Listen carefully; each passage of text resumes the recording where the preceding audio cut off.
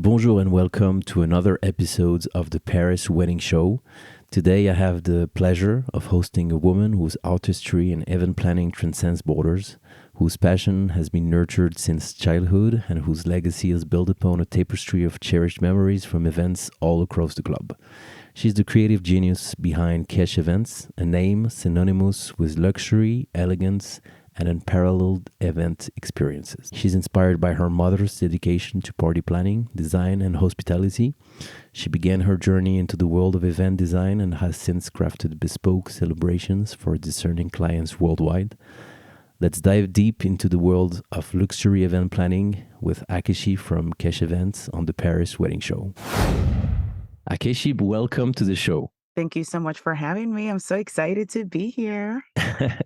I'm so glad to have you here on the show. It's been a long time that I wanted you as a guest. And thanks again, as always, for My taking the time. pleasure. Yes. So let's start with a thought that I have about you and your business. I was thinking about this absolute amazing event that you and your team produced recently this summer, where I had I've been very lucky to be a vendor with you. So it was located in Chateau Villette in near Paris, for those who know. Could you tell me, first of all, your secret to create this kind of events and make it so special?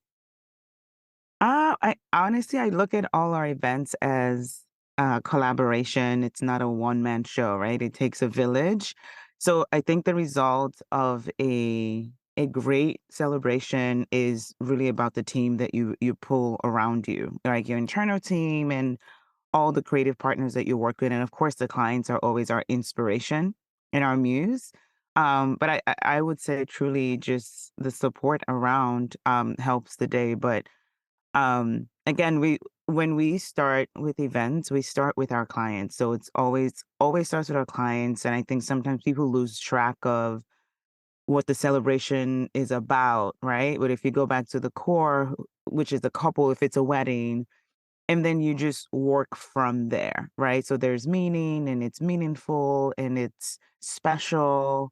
Um, and it's something that's memorable. So I would say like the clients and of course your collaborative partners for sure. I really like your approach, and I think it's as every business who are business people who are successful. It always seems very simple when you say it. Like we start with the client, and then we just create whatever they have in mind or create their vision. I know it's hard. I know for a fact that I've been in this industry enough for to realize that it takes a lot of work. So this is where you start. You go, people reach out to you, and they have a meeting couples with you. And so, what is your process? Can you start with that? Yeah. So a lot of times our clients will reach out and then we'll set up a call or a meeting in person. And for me, that's the most important call Right. because I always share that, we want to get to know them and see if we're a good fit for them and vice versa. Right. Absolutely. So that's when, for us, we're listening, we're picking up little things, we're taking notes, we're saying, I don't know, or this is going to be good. Right. So for me, that's the most important meeting. And it's something that we definitely want to take very seriously because you hear things and it's a great place for me also for education because a lot of couples don't understand how planning actually works or producing an event because they've never had a wedding before. So I take that as an opportunity to connect and also educate and walk them through my process because everybody's different. I truly don't know how everybody works. So I go through my process and how we work and what to expect. And it's also a chance for me to show them because these are total strangers, by the way, right? At that moment. Absolutely. So I take that chance to show them my that I'm the right fit by showing my expertise. And I always say, like, give your best stuff for free. Right. People Right. tend to hold back and say, I don't want to share all this stuff in the beginning. I'm like, but why not? Absolutely. Right? I If you get agree. booked, fine. And if you don't, it doesn't hurt you. Someone left with a good impression about you. So for everyone listening, that's a good place to really shine and showcase your uniqueness, your expertise, and your level of confidence with two total strangers and say, hey, trust me with the one of the biggest events of your life. So I love consultations. I take them and I love doing them. It just helps me connect with people.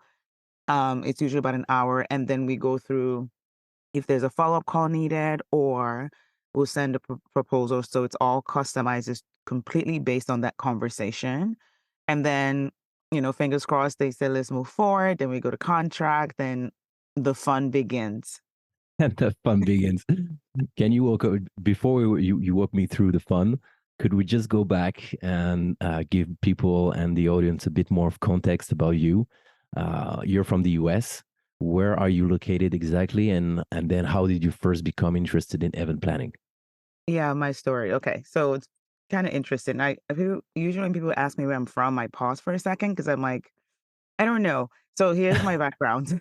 Right. I've been Go in ahead. Chicago for 20 something years. I've lost track now, right? But I was born in the US, but I didn't grow up in the US. I grew up in Okay. Nigeria. Nigeria. So, yeah, my parents went to MSU. Hmm. They moved when I was 3 to Nigeria. So I spent high school I was in Nigeria up until high school. So I was about 19, I think, lost track again. Okay. But I didn't spend my childhood in in America. Okay. And then I moved after high school and spent college in Chicago. My sister was already here, so I just kind of followed her. And I was like, of all the places in the world, you chose Chicago. It's a great city, but I arrived in January and it was a snowstorm and I was miserable. Oh my God. Yeah. Very Um, different. but I've been in Chicago ever since. So where I'm from is a little bit tricky, but I would say I'm Nigerian, US citizen, I have dual citizenship. But I'm based in Chicago, so whatever that means to anyone. It is actually very special. How do you think it helped you and to have this very different cultural background for your work and for your business? Oh, I appreciate it so much. For me, I think it just opened up a lot of things. Growing up in Nigeria is very different from growing up here. And it's just allowed me to see things and people with a different eye, a more open eye. And one of the things I love about my story is, it's unique because I own where I'm from. I appreciate it. I love it. Honestly, I'm who I am because of my background. So it's a very big part of my identity and myself as an entrepreneur. It, I also share a double culture. I'm from North Africa from my dad, Ah, Algeria, and my mom is French, so I can understand how it feels to love have this that. dual connection with culture and people, and just what you say, it resonates a lot. So Yeah. I can appreciate that too. So what started this? You were in Chicago in high school, you told me, and then what was the sparkle? So in college, I told myself ever since I was a kid, I said I wanted to be a medical doctor. If you asked Right. me when I was a kid, I was like, I want to be a medical doctor. And then when I was in college here, I was like, you know what? I think I want to do psychology. So I went to school for psychology, which, I always joke that it's the best degree to have in this business because, boy, you need it. We're in the Absolutely. business of people every Yeah. day, and my lessons as much as I can remember, come in handy. So eventually shifted. I wanted to be a therapist, but that was also not the case. But I truly grew up around celebrations and entertaining as a kid. So my mom plays a huge, huge, huge part of my story and how I fell in love with the art of celebrating and hosting and entertaining. So just to give you a quick background, as a kid, my mom owned so many businesses, hotels, catering. She used to design for weddings. We used to sew. She had there was true multi hyphenate, but she was a professor. Right. Um, so I just being her favorite child, Uh-huh. my siblings love that. I just followed her everywhere and I just picked up on little things. I learned how to cook I was cooking at 8. I was sewing at 8. I used to sew my own clothes. Wow. I used to yeah, if she was making curtains, I was holding the pins, I was part of her process. So it just naturally came to me, and a lot of creativity I truly just absorbed from my mom, and then I've just made it my own. She would joke and say, like, "You learned from me, but you've built your own unique style from it," right? But truly, that was my background, and when I go back and think about it, my journey started when I was a kid, as young as 8.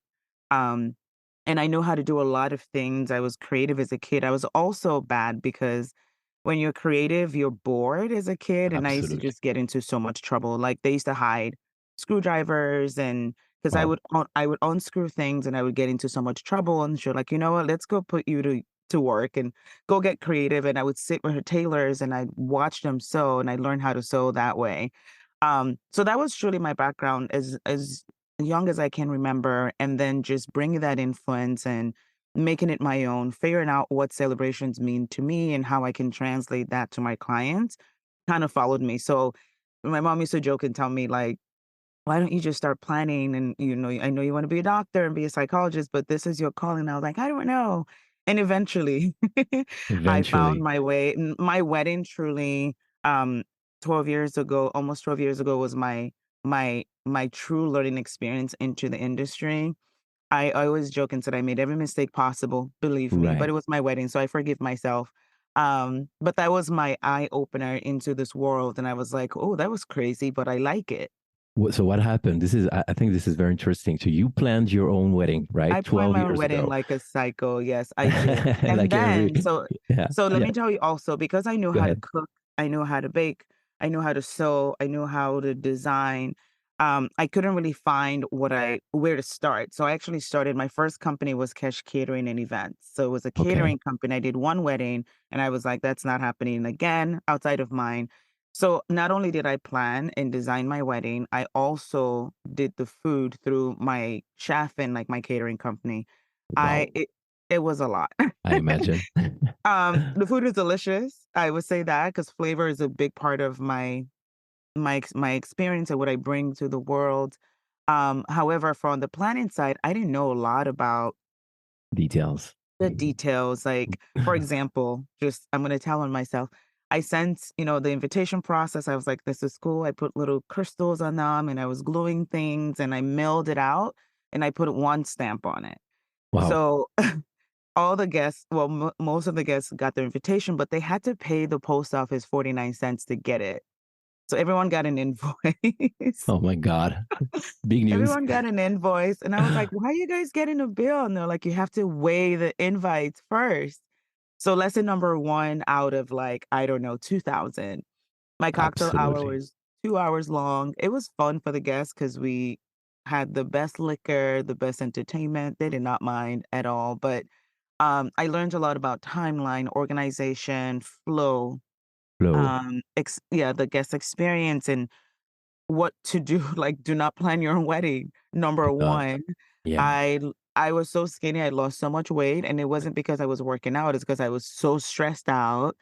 The cake was delicious, I remember that, but I was too concerned with details. I was seeing things that didn't look right, and my husband kept tapping me like, "Just let It's go and have okay. fun." I'm like, "Let go." I'm like, I "That's inside can't. out, and I can see a gap here," and so I didn't You have seems fun. like you learned a lot. I learned a lot, and I was like, "Oh, here's what not to do for your client if you choose to get into this business." So, as painful as it was at that time, I appreciate that journey and the fact that it was my wedding, not someone Absolutely. else's.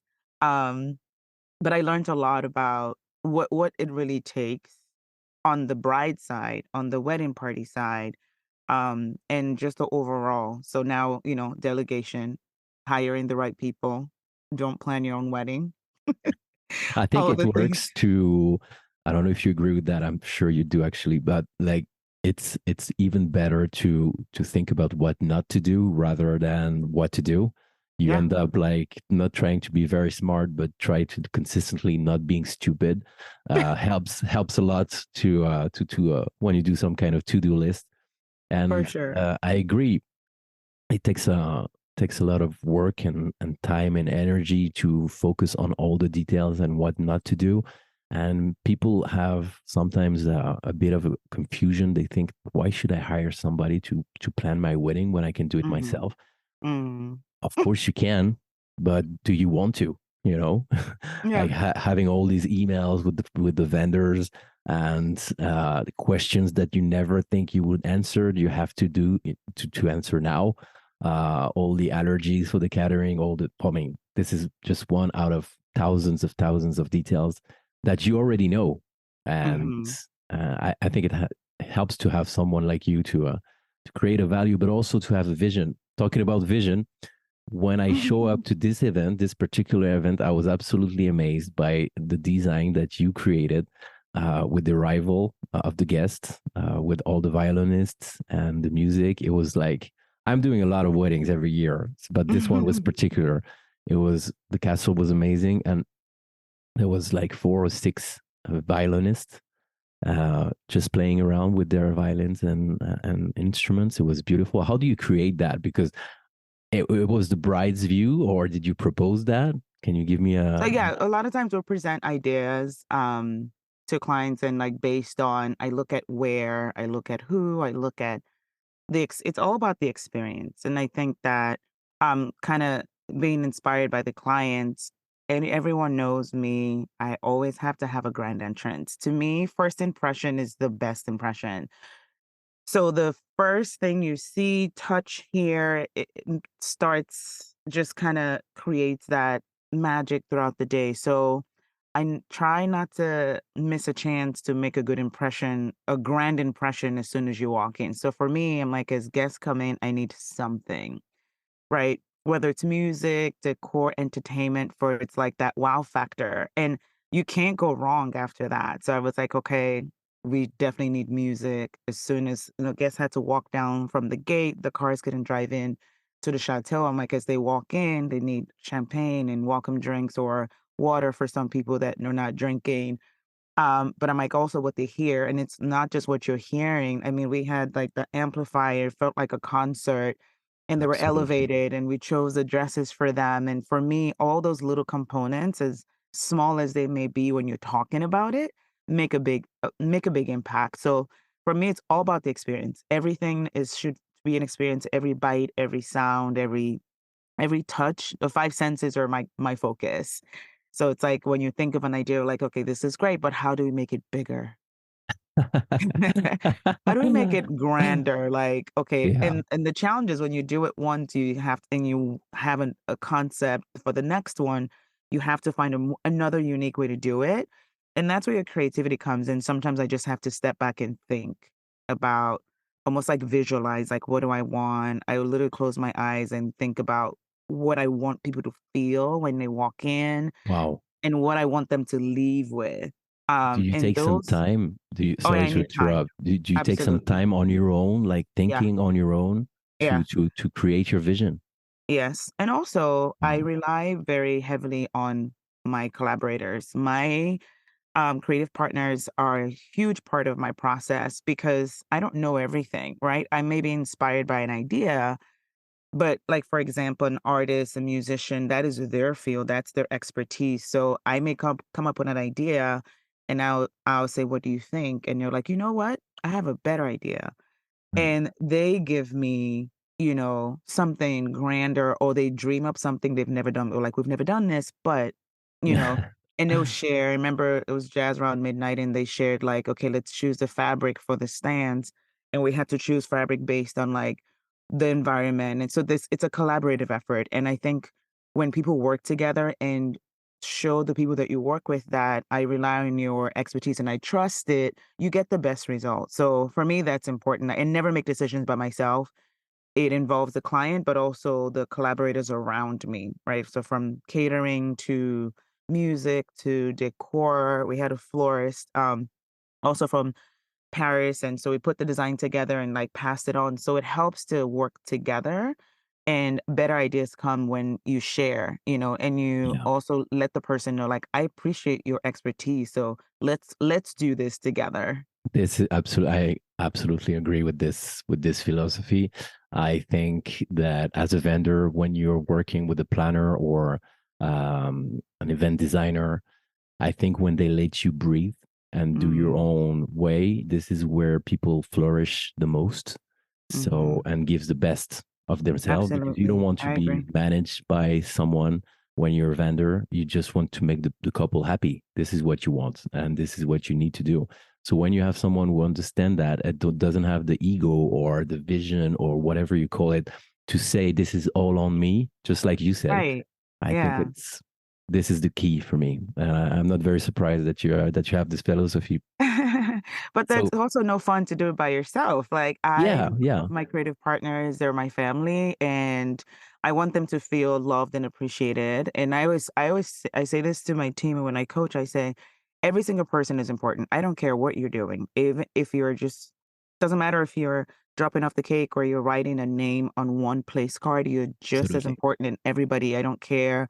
So there's no, oh, this is my event. I'm the Oh yeah, producer. Nobody wants to be barked at.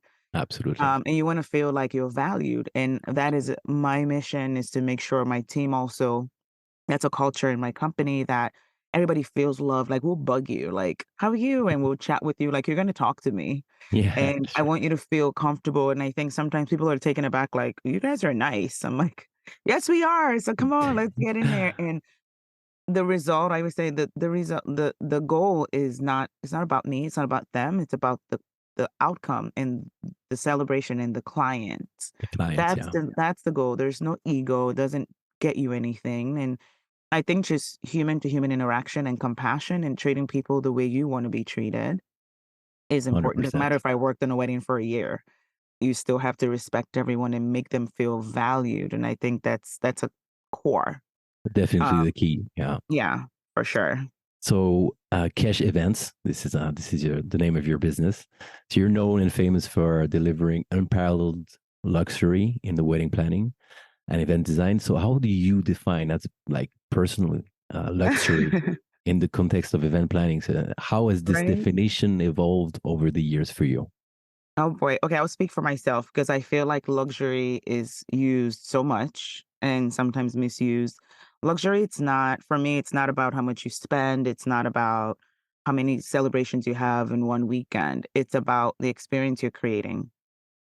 Right. So I'm in the business of storytelling. That's it. Mm, Whether I'm telling a love story or a birth story, um, that I just want to tell stories through everything. And that's my goal. So that's why I said it starts with the client. They're my muse, and that's my storyline, right? My foundation. I listen, I take my notes, and I go back and like, okay, let's create. Based on that story, I'm thinking about where as they're talking, I can visualize the best location for them. I already have an idea of who the photographer I think would be a good fit for them.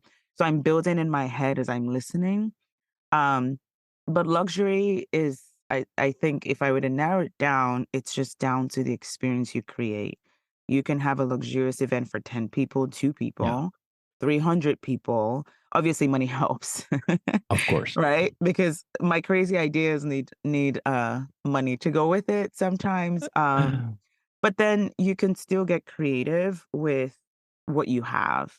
And it's just how you twist it, it's where you position it. I can have a quartet, but I can use them in the beginning and maybe they move to the ceremony, right? If I can have multiple. So it's not about just wasting money and throwing money everywhere Yeah, and just being lavish. It's about down to the experience. And my biggest thing, and that's what I'm kind of known for, is my attention to detail. It is just, I dream of it. I literally wake up and sweating. I'm like, oh my god, I had a dream. Like the candles were not light, and people are like, you need to calm down. And everything is fine. Like I see things, straight lines, wrinkled linen, like things that haunt me at night, or things like I that. understand that. And sometimes simplicity is as luxurious as being loud. And I think everybody's allowed whatever version that fits them, right? So luxury is not, it doesn't have to be loud. It doesn't have to be simple. It's whatever fits your vibe and your style and your event. But the attention to detail has to be there. People need to see like, okay, this was well thought out. This bar is not just a bar. Like these napkins, like, ooh, the velvet, right? The stationery, these are, again, the five senses are important. And if you can sit and say, how can I create, touch, feel, sound, taste, and bring it all together and it makes sense cohesively as a story, I think you build a luxurious event. So attention to detail, obviously listening to your client, and just I would just say sticking to your thing. Not one thing is, I try my best. It's hard because we're in a world of comparison, perfection, and social media doesn't help. Is to try to just stick with what I know. Right. Right? Not everybody's good at everything. So I Absolutely. know my strengths and I build on that. And the things I do not know, I leave it alone or I'll outsource it or I'll pass it on to someone on my team that's good for it. But the things that I know how to do, I own it. I'm unapologetically. My coffee Hmm. hasn't kicked in yet. Yeah, yeah, yeah. And then I hone in on that. So that becomes my signature and I just stick with what I know. I don't promise what I'm not familiar with. And I enjoy it too. So it brings out the best in me when I'm enjoying my work and I want to do the best for the client. So all of these little things plug in and then you get like the final, experience or The final celebration touch. that you see. But it's a lot of moving parts, but again, these are my things I just try to focus on. What am I good at? How can I translate that and make that what experience do I want to create? What details are a must? Like in all our celebrations, you see details because details to me are make the biggest impact no matter how small. Um, and just pushing yourself to not getting too comfortable where you're just repeating the same thing over and Yes. over again. So as a creative, it's like you have to keep tapping into like, hey, that was fun. So what's next? And how can we do it differently? And making being a little bit uncomfortable, but not leaving your territory of what you know. That's actually a good transition because my next question was about you emphasizing the importance of exclusivity. You Mhm. accept only a limited number of events each year.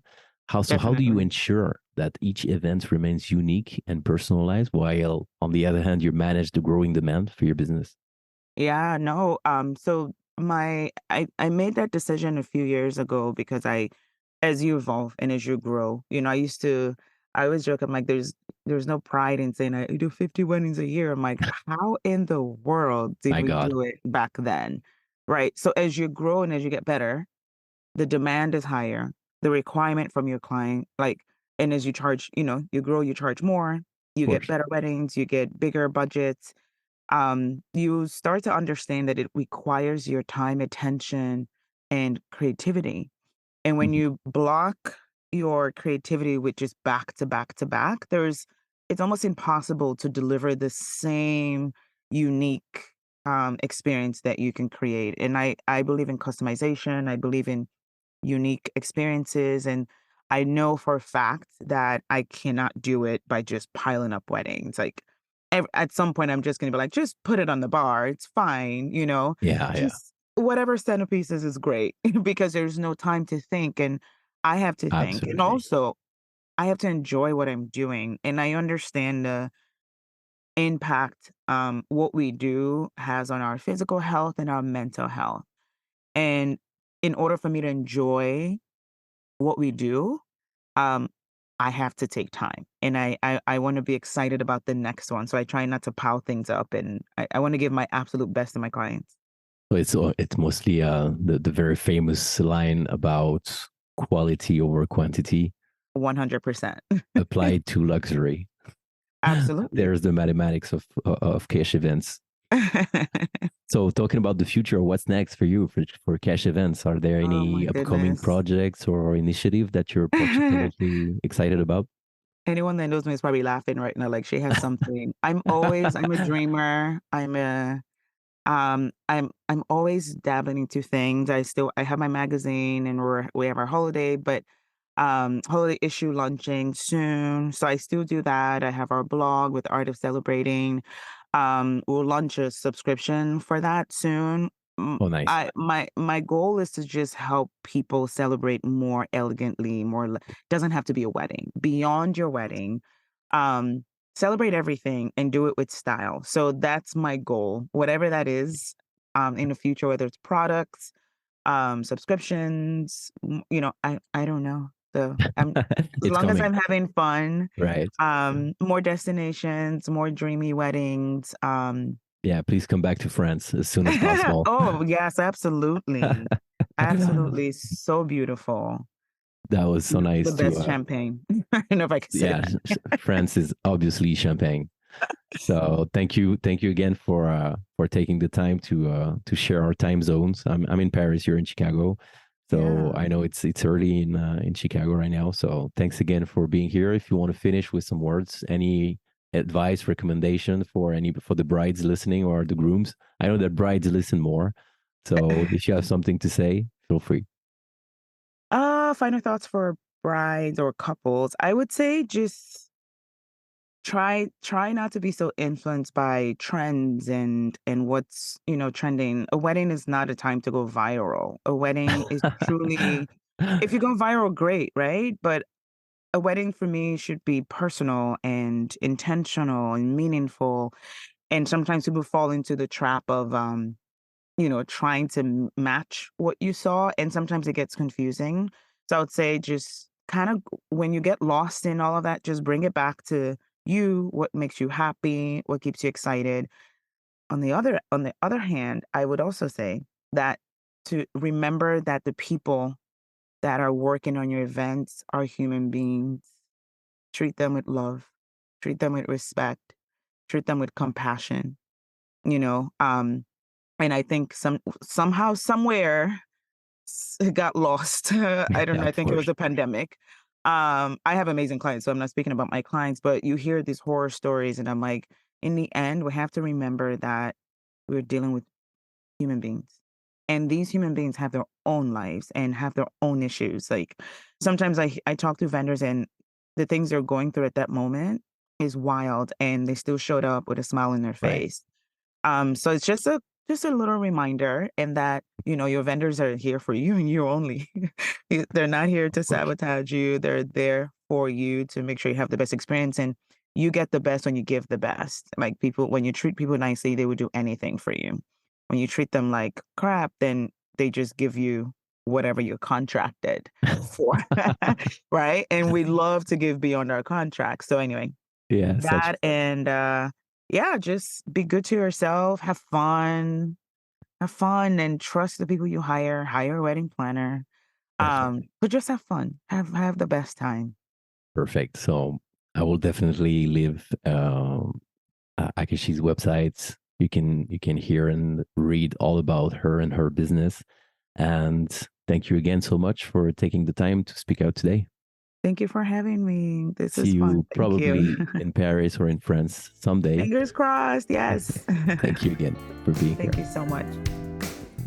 Thank you so much for listening to the French Wedding Show. If you want to know more about our guest today, you can go to the show notes and find all the relevant links. Also, have a look at my website, theparisiancelebrant.com, also in the show notes. If you want to start to plan your wedding ceremony or elopement in Paris or anywhere in France. I look forward to hear your ideas. Thank you again so much for listening and see you soon for another episode.